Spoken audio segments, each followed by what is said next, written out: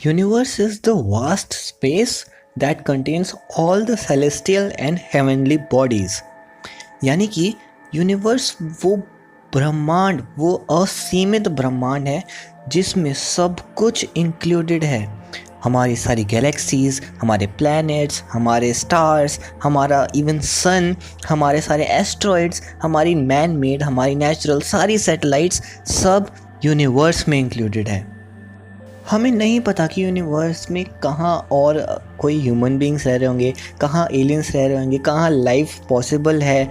Universe बहुत बहुत बहुत ज़्यादा बड़ा है, बट इस यूनिवर्स में हमारा भी कोई अस्तित्व है।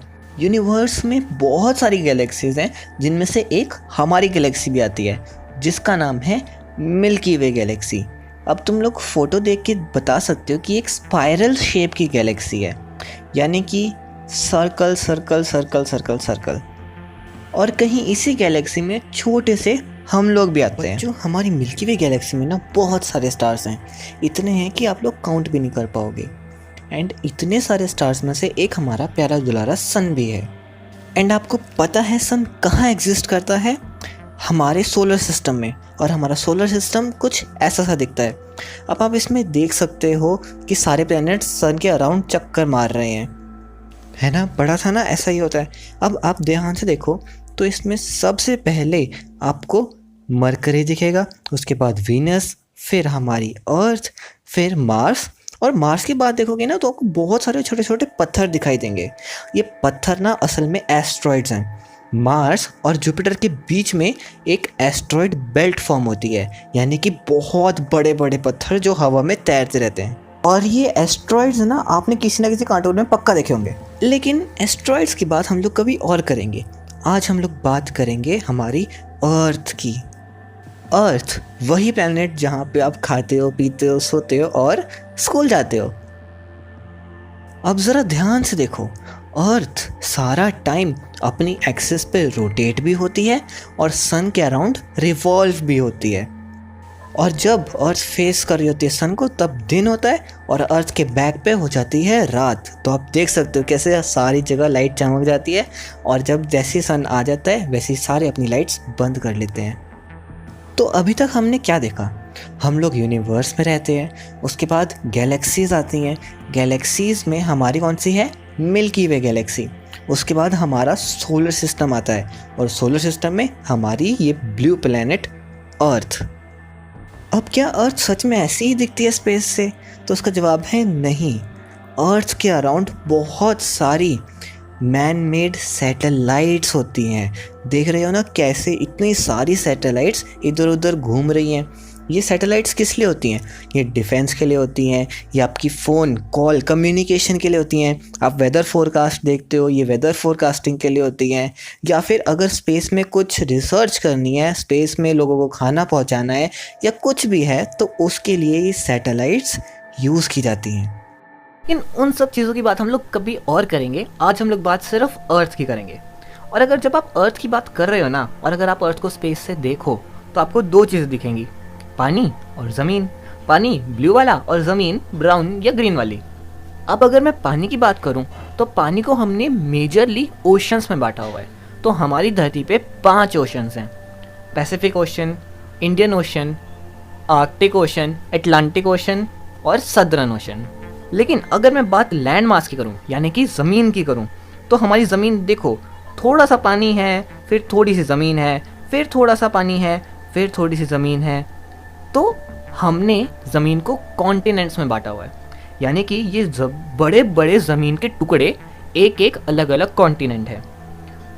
ये सब बताने से पहले क्या आपको पता था कि पहले ये सारे टुकड़े एक साथ थे, यानी कि अर्थ पे सिर्फ एक ही कॉन्टिनेंट था जिसका नाम था पेंगिया। लेकिन टाइम के साथ साथ ये सारे टुकड़े टूट गए और इधर उधर तैरते तैरते चले गए। अब हम इन्हें कॉन्टिनेंट्स बुलाते हैं। फॉर एग्जाम्पल अगर हम स्टार्ट करें तो आपको ये मास दिख रहा है। जब भी मैं मास बोलूँ मतलब कि मैं लैंड की बात कर रहा हूँ, तो आपको ये लैंड दिख रही है। ये पूरी लैंड को हम लोग एशिया बोलते हैं। ये है एशिया कॉन्टिनेंट।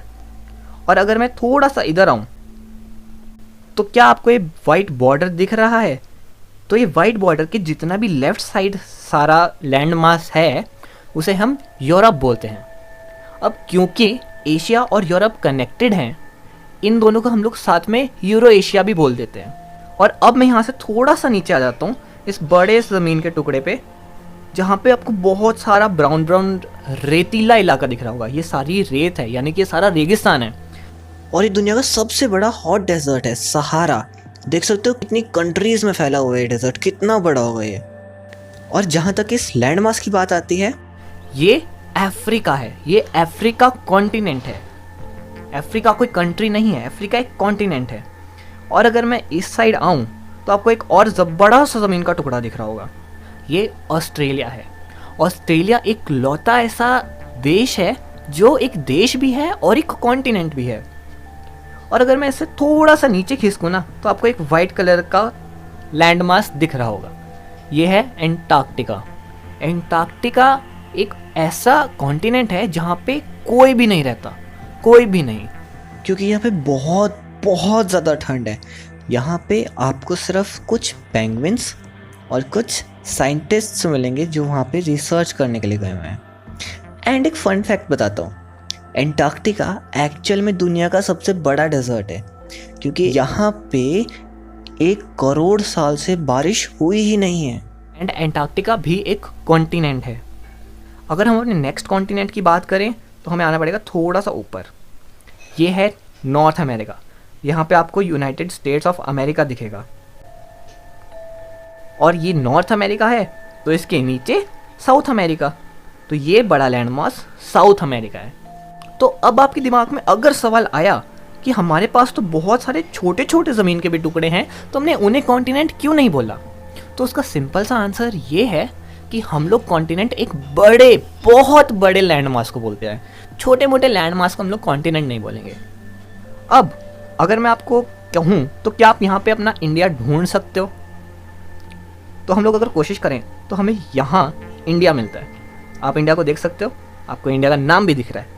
आप इंडिया में रहते कहाँ हो, आप नॉर्थ इंडिया में रहते हो, यानी कि ऊपर वाली साइड के इंडिया में रहते हो। तो अगर हम लोग ऊपर वाली साइड जूम करें तो आपको आपकी स्टेट दिख रही है, यानी कि कॉन्टिनेंट्स के अंदर कंट्रीज़ होती हैं। हमारी कंट्री इंडिया। और आप किस जगह रहते हो, हरियाणा में। हरियाणा एक स्टेट है। और अगर हम लोग हरियाणा में जूम करें तो हरियाणा के अलग अलग सिटीज़ और डिस्ट्रिक्ट्स दिखेंगे। तो आप देख सकते हो कि कैसे फटाफट से सारे डिस्ट्रिक्ट्स बट गए। आपको आपका डिस्ट्रिक्ट कहीं दिख रहा है, पानीपत, आप पानीपत के आसपास ही रहते होगे ना, पानीपत या करनाल। तो पानीपत एक शहर है, एक सिटी है, एक डिस्ट्रिक्ट है पानीपत, यानी कि स्टेट के अंदर सिटीज़ होती हैं।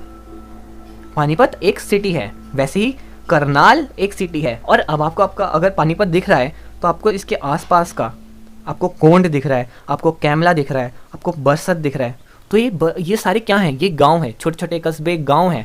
यानी कि एक सिटी के अंदर, एक डिस्ट्रिक्ट के अंदर छोटे छोटे गांव होते हैं, तहसील होते हैं या छोटे छोटे कस्बे होते हैं।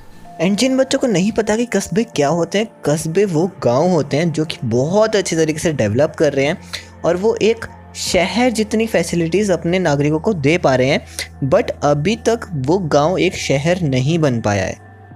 और आपको आपका स्कूल देखना है, आपको आपका स्कूल भी दिखेगा।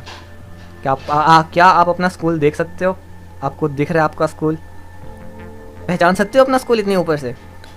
तो देखो, सबसे पहले आप एक यूनिवर्स में रहते हो, उसके बाद आप एक गैलेक्सी में रहते हो, उसके बाद आप अपने सोलर सिस्टम में रहते हो, उसके बाद आप अपने प्यारे प्लेनेट अर्थ पे रहते हो, उसके बाद आप कौन सी जगह रहते हो? आप एक कॉन्टिनेंट में रहते हो, एक लैंड मास पे रहते हो, बड़े लैंड मास पे, जिसका नाम है एशिया। ये याद रखना है सबको, एशिया। और उसके बाद आप इंडिया में रहते हो, अपनी कंट्री में। और आप इंडिया के बाद, कंट्री के बाद किस स्टेट में रहते हो? हरियाणा में। हरियाणा एक स्टेट हुई। और उसके बाद हरियाणा के अंदर आप पानीपत में रहते हो, तो पानीपत एक सिटी हुई। और पानीपत के बाद अगर आप अपने स्कूल जाते हो तो स्कूल आपका हरसिंहपुरा में है, तो हरसिंहपुरा एक गांव हुआ। यानी कि universe, Galaxy, solar system, planet, continent, country, state, city and village.